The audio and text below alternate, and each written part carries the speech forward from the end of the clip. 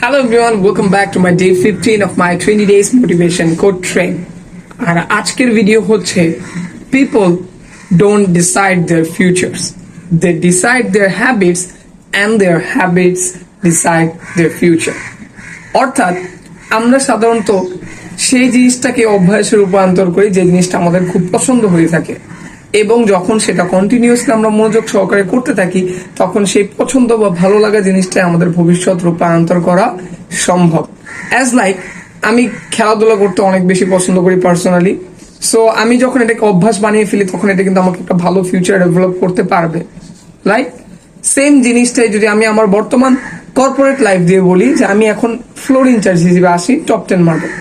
So আমি যদি এই কর্পোরেট সাইডটাকে সেলস অ্যান্ড মার্কেটিংটাকে যদি প্যাশন না বানাতাম, হ্যাবিট না বানাতাম, তাহলে আমার ফিউচার কখনো এখানে ডেভেলপ হতো না। So do the same, make the future.